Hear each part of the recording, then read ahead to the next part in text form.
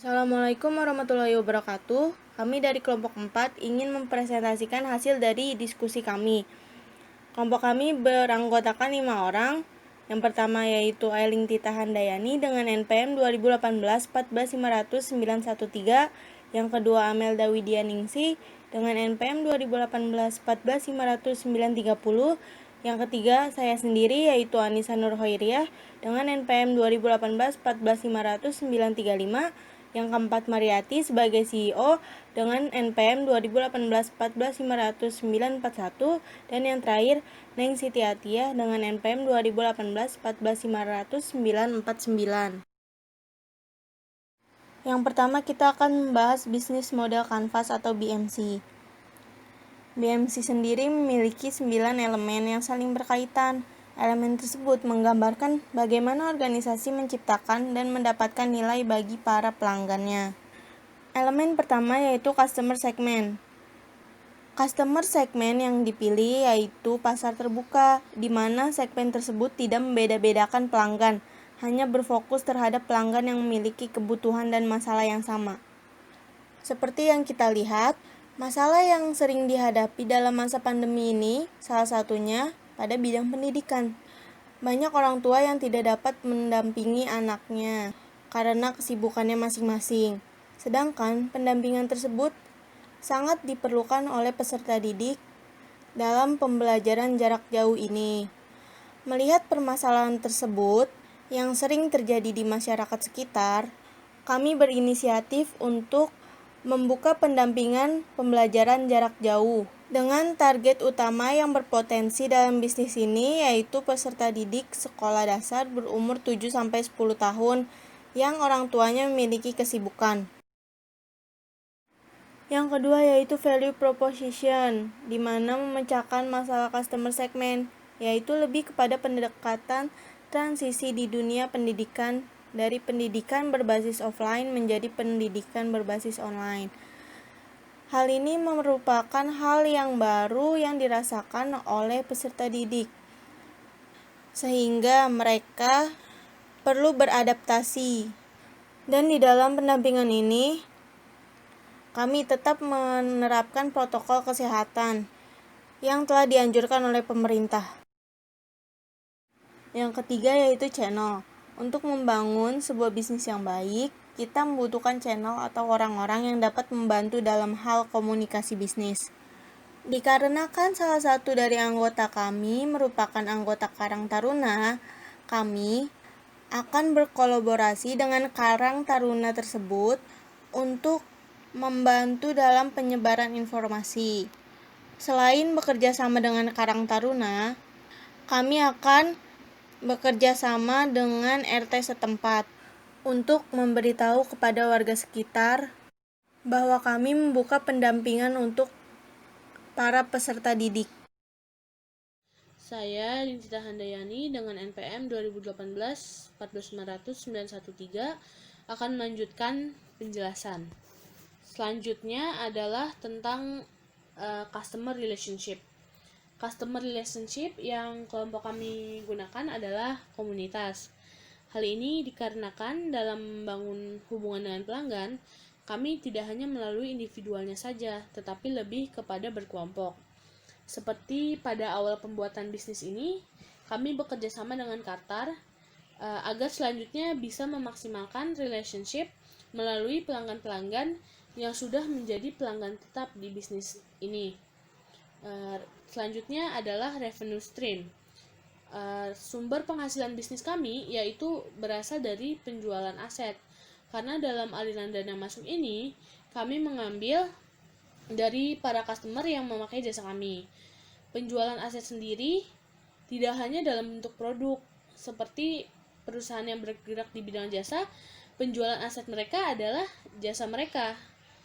Dan intelektual dan pemikiran kamilah yang menjadi aset utama bagi kami.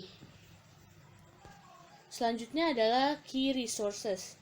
Manusia, intelektual, channel, dan teknologi.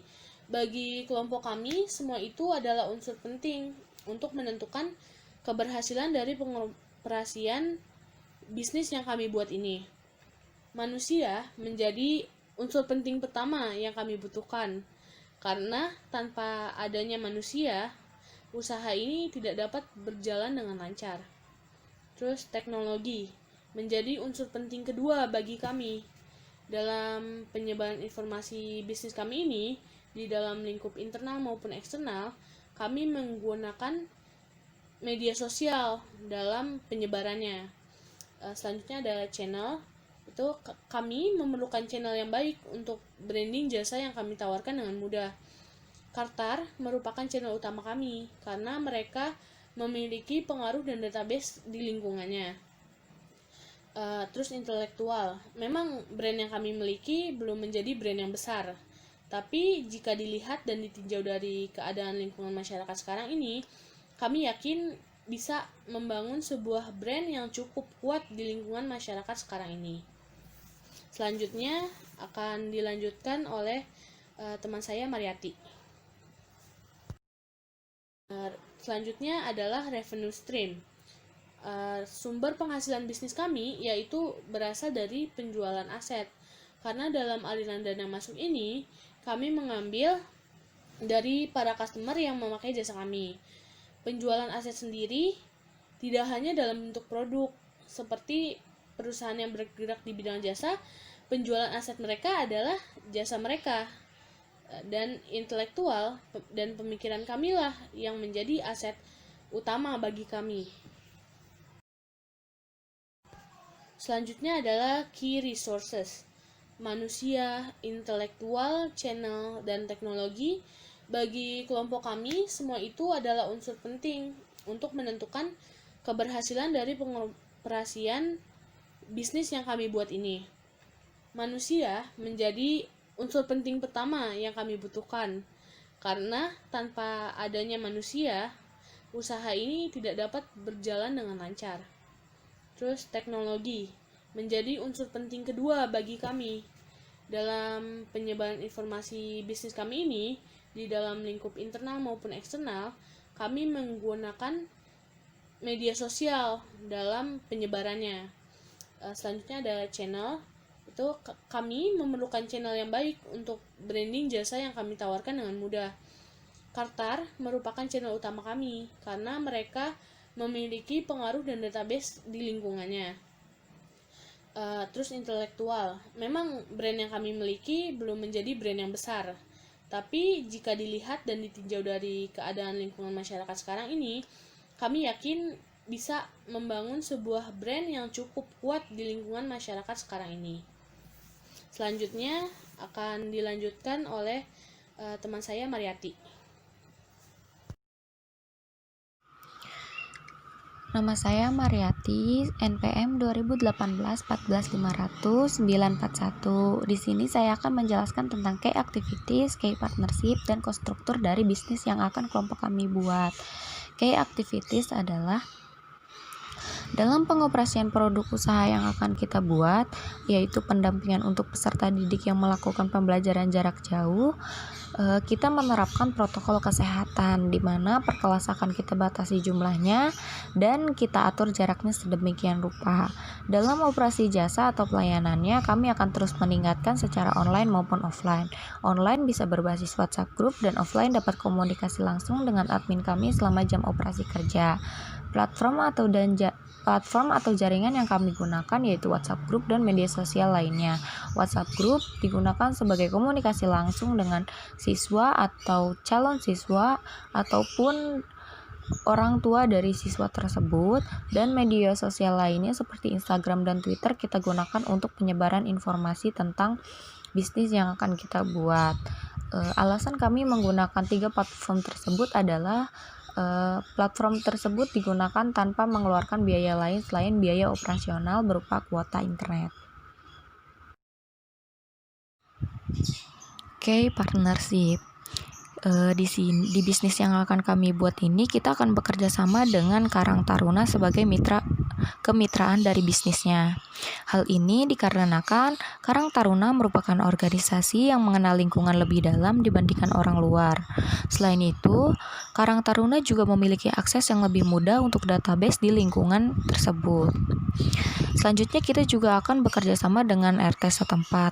RT setempat kita jadikan sebagai dukungan. Hal ini bisa dimanfaatkan dengan tentang penyewaan aula atau tempat yang akan kami buat. Di sini juga kami menggunakan sistem kenalan, di mana guru-guru yang kami rekrut merupakan guru yang berasal dari satu alma mater atau lingkungan sekitar dengan kualifikasi yang telah kita tentukan. Jadi, guru-guru yang akan melakukan pendampingan tersebut bisa dari mahasiswa yang sekarang sedang melakukan pembelajaran jarak jauh juga dari rumah, ataupun guru-guru yang berada di lingkungan sekitar tempat kita mendirikan pendampingan tersebut.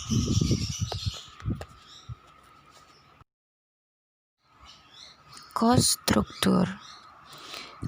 Biaya pengeluaran yang kami gunakan untuk pertama kali yaitu biaya operasional seperti gaji karyawan dan biaya sewa gedung. Biaya penerimaan yang masuk yaitu berupa biaya mingguan peserta didik yang menggunakan jasa yang kami sediakan. Sedangkan untuk modal awal kita akan patungan sebesar 500.000 per orang, di mana kelompok kami terdiri dari 5 orang, yang berarti kita memiliki modal sekitar 2.500.000 yang akan kami gunakan untuk pertama kalinya sebagai biaya sewa gedung dan pembelian perlengkapan kebersihan dan lain-lain.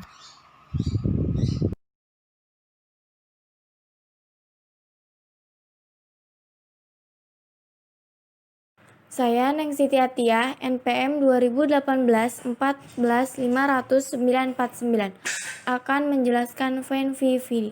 1. Bagaimana pelanggan Anda mendefinisikan terlalu mahal, membutuhkan banyak waktu, biaya banyak, atau membutuhkan upaya besar.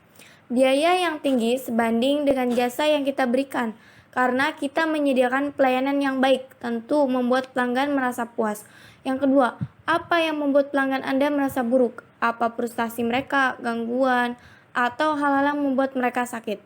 Orang tua yang sibuk tidak bisa mendampingi anaknya. Yang ketiga, bagaimana proposisi nilai saat ini dalam kinerja untuk pelanggan Anda? Fitur apa yang hilang? Apakah ada masalah kinerja mengganggu mereka atau kegagalan yang mereka kutip? Fitur yang hilang yaitu kehilangan konsentrasi belajar.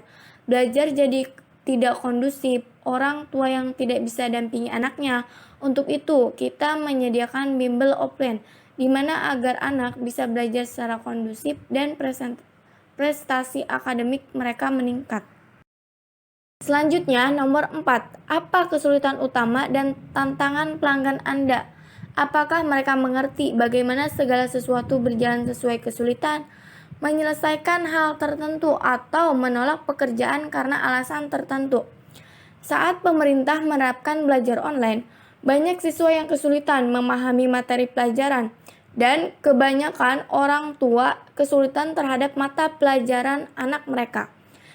5. Apa konsekuensi sosial negatif yang ditemui pelanggan Anda atau ketakutan kehilangan muka, kekuasaan, kepercayaan, atau status, kualitas yang kurang sesuai dengan protokol kesehatan, dan pelayanan yang kurang maksimal membuat pelanggan memberikan respon negatif.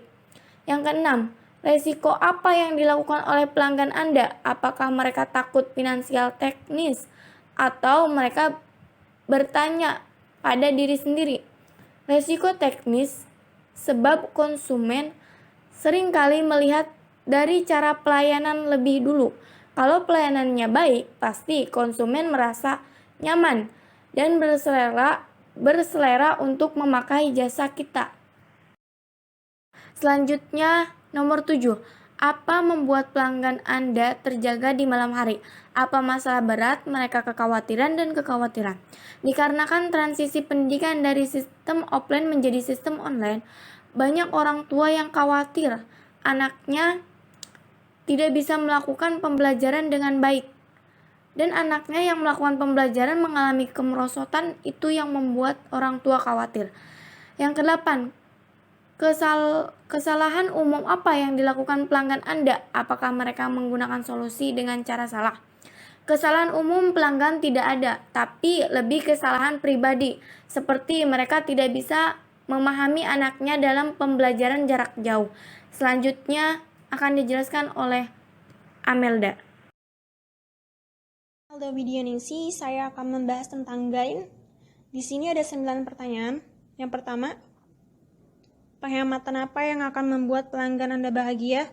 Penghematan apakah dalam hal waktu, uang, dan usaha yang akan mereka nilai? Menurut saya, dalam situasi saat ini, ekonomi mengalami keterpurukan. Penghematan biaya sangat diperlukan dan sangat mempengaruhi kepuasan pelanggan karena jasa yang kita tawarkan dengan harga yang relatif lebih murah di setiap pertemuannya dengan memberikan kualitas layanan yang baik akan meningkatkan kepuasan dan loyalitas. 2. Tingkat kualitas apa yang mereka harapkan, dan apa yang mereka harapkan lebih atau kurang diharapkan. Saat pemerintah menerapkan belajar dari rumah, anak sebagai objek pembelajaran perlu mendapatkan perhatian khusus. Daya tangkap di setiap anak berbeda saat melakukan pembelajaran di rumah dan di sekolah. Kualitas yang diharapkan setiap orang tua ingin anaknya belajar dengan baik. 3. Bagaimana proposisi nilai saat ini menyenangkan pelanggan Anda? Fitur spesifik apa yang mereka nikmati? Kinerja dan kualitas apa yang mereka harapkan? Fitur spesifik yang mereka dapatkan yaitu konsentrasi. Anak mereka lebih konsentrasi dalam belajar, dan kondisi belajar lebih kondusif dengan memperhatikan protokol kesehatan. Kebanyakan orang tua kesulitan mendampingi anaknya belajar di rumah karena aktivitas yang sibuk atau pelajaran yang belum tentu mereka pahami.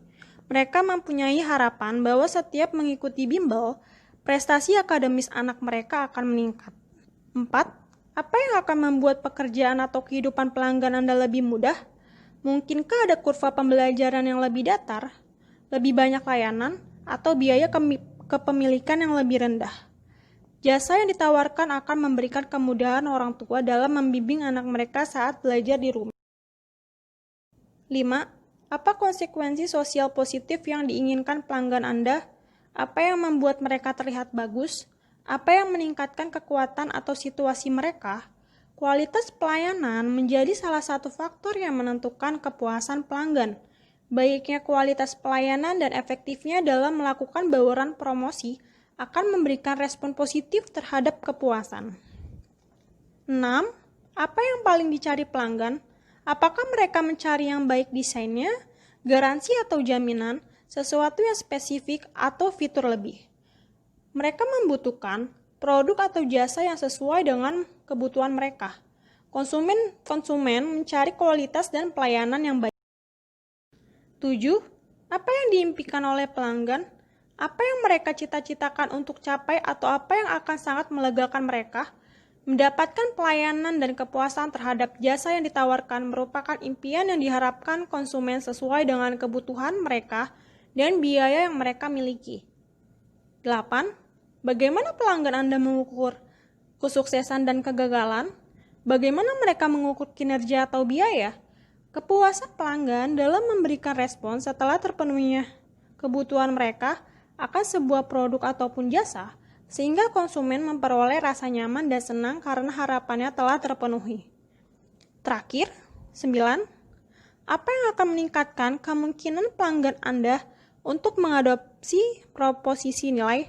Apakah mereka menginginkan biaya lebih rendah, investasi lebih sedikit, risiko lebih rendah, atau kualitas lebih baik? Pelanggan untuk mengadopsi nilai menginginkan kualitas yang lebih baik.